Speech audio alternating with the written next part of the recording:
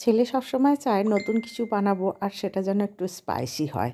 তো আজকে কী রান্না করব ভেবেই পেলাম না। হঠাৎ করে ভেবে নিলাম একটা কিছু তো বানানোই যেতে পারে বলে একটা একটু ফুলকপি, একটু আলু আর ডিমকে ভালো করে নুন আর হলুদ দিয়ে সিদ্ধ করে নিলাম হালকা করে।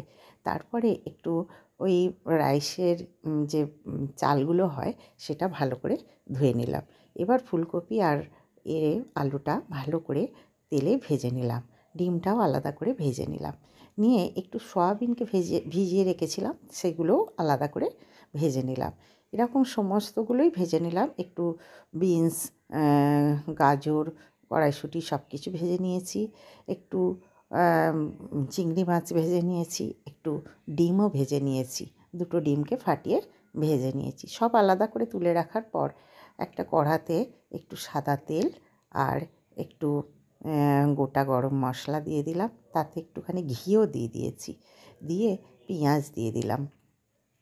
পেঁয়াজটা ভালো করে বেশ লাল লাল করে ভাজা হয়ে যাবার পর তাতে দিয়ে দিলাম একটু রসুন বাটা আর একটু আদা বাটা। দিয়ে আবারও ভালো করে নাড়তে থাকলাম। এরপর দিলাম একটু কাজু, একটু কিশমিশ আর একটু বাদাম। তাতে দিয়ে দিয়েছি একটু হলুদ, নুন, লঙ্কা, টমেটো সব রকম দিয়ে মশলাটা খুব সুন্দর করে কষিয়ে নিলাম। কষিয়ে নেওয়ার পর তাতে দিয়ে দিলাম অল্প পরিমাণে একটু ধনেপাতা।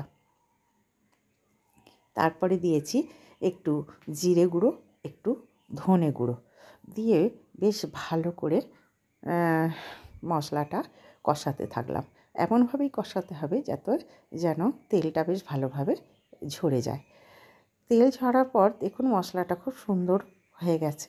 এরপর মশলাটাকে বেশ কাদা কাদা করে নিয়ে এতে দিয়ে দিলাম ভেজে রাখা সবজিগুলো।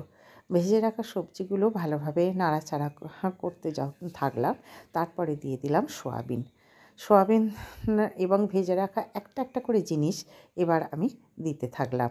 এরপর দিয়ে দিলাম সবজি, নানা রকম ধনেপাতা। তারপরে দিয়ে দিলাম একটু নুন তো আগে দিতেই হবে। তারপরে চালটা ওর উপরে তুলে দিলাম। চালটা দেওয়ার পর ভালো করে চালটা নাড়াচাড়া করতে হবে যাতে পুরো মশলাটা এবং সবজি নিয়ে চালটার সঙ্গে বেশ মাখা মাখা হয়ে যায়। এরপর ভালো করে নাড়াচাড়া করে নাড়িয়ে চাড়িয়ে দিয়ে দিলাম পরিমাণ মতন জল। জলের পরিমাণটা ভালোভাবে দিতে হবে যাতে জলটা অনেকটা বেশি হয়েও না যায় আবার কম হয়েও না যায়। এইভাবে দিয়ে এবার আমি এটা ঢাকা দিয়ে দিলাম। দেখুন চালটা অনেকটাই হয়ে এসেছে। হয়ে আসার পর আমি মাঝে মাঝে খুলে দেখতে হবে। এরপর ওই চিংড়ি মাছ, যেটা ভেজে রাখা চিংড়ি মাছ, এবং দিয়ে দিলাম ডিমের কুচি, দিয়ে দিলাম ফুলকপি, আলু, একটু কাঁচা লঙ্কা, ধনেপাতা সব রকম দিয়ে ভালো করে নাড়াচাড়া করে ওপরে হালকা একটুখানি বিরিয়ানির মশলা আর একটু ঘি দিয়ে দিলাম। দিয়ে ভালো করে নাড়াচাড়া করে আমাদের রেডি হয়ে গেল মিক্সড এগ রাইস। দুর্দান্ত না? খেতেও সুন্দর হয়েছিল।